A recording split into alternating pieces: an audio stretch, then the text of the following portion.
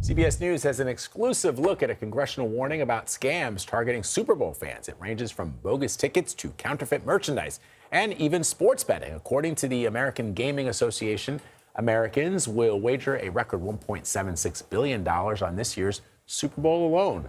Joining us now is CBS News national correspondent Usha Qureshi, who has our first look at the report and how to protect yourself from these scams. Good to see you. Good to see you guys. Well, look, if you're going to wager, you got to be careful, right? One of the first things that we say is, if you're going to put a bet on, stick with U.S.-based sports books, right? I mean, there's all these so-called offshore sports books, but they're not regulated. And so, gamblers have little recourse if the odds are rigged or the funds are stolen.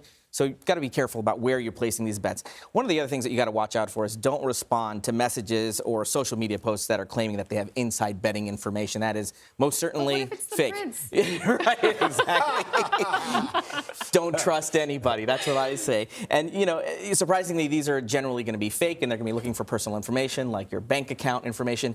And again, this goes for anything when you're talking about, especially when you're talking about wagering online, is, there are a lot of attempts to steal your personal information. So don't share your bank account information. Don't share your social security number.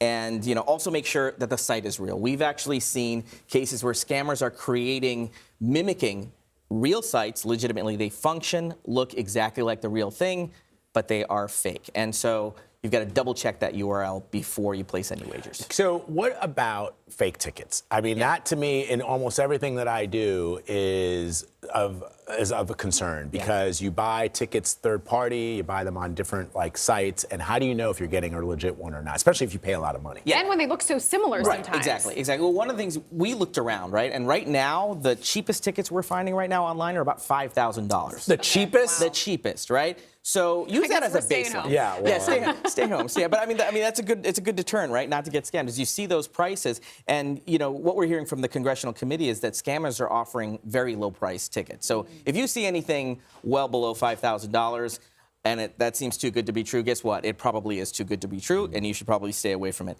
Now, this seems obvious, but only buy from well-known websites like the NFL's website, legitimate vendors that we're used to, Ticketmaster, StubHub, SeatGeek.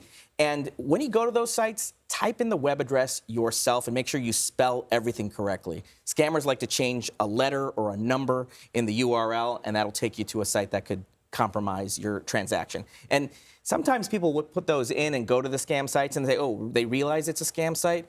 Just double check that URL, clear your cache, and put it in again.